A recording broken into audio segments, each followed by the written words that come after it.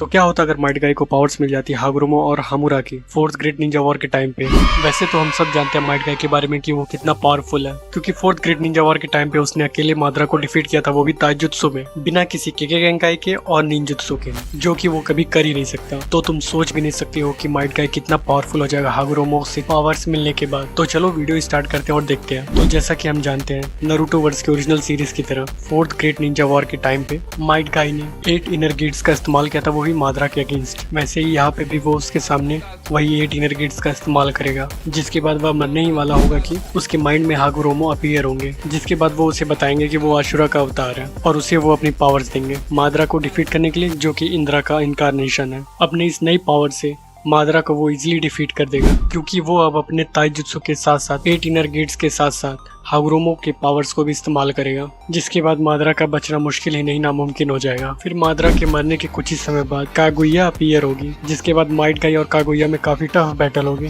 लेकिन कहीं ना कहीं हमें ये पता है कि कागुया एक ओत्सुसुकी क्लैन की एलीट मेंबर है, तो वो माइट गाई पे भारी पड़ेगी, इसलिए उसके माइंड में इस बार हामुरा भी अपीयर होंगे और कागुया को हराने के लिए उसे अपना चक्रा देंगे, जिसके बाद माइट गाई एक सेज ऑफ 6 पैथ बन जाएगा। इसके बाद भी माइट गाई और कागुया के बीच में काफी टफ बैटल तो होगी, लेकिन वो उसे किसी न किसी तरीके से हरा देगा, क्योंकि वो इस बार सेज मोड के साथ अपने सारे अटैक्स करता, जो कि काफी डेडली कॉम्बो हो सकता है। जिसके बाद वो कागुया की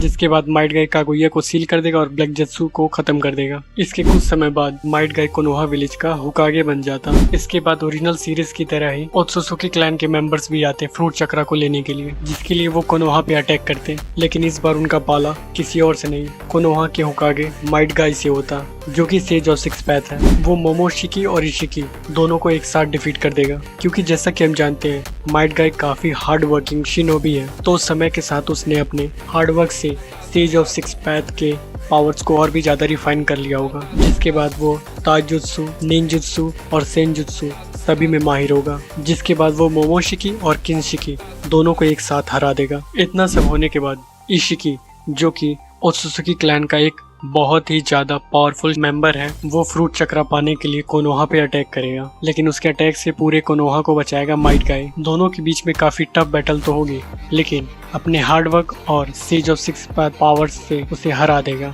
क्योंकि वो उसके सामने इस्तेमाल करेगा अपना 8 inner gates with sage of 6 path power and ninjutsu, जो कि उसने समय के साथ करना सीख लिया है, और लास्ट में वो पूरे अर्थ का प्रोटेक्टर बन जाएगा। So that's it for today's guys, मिलते हैं नेक्स्ट वीडियो में।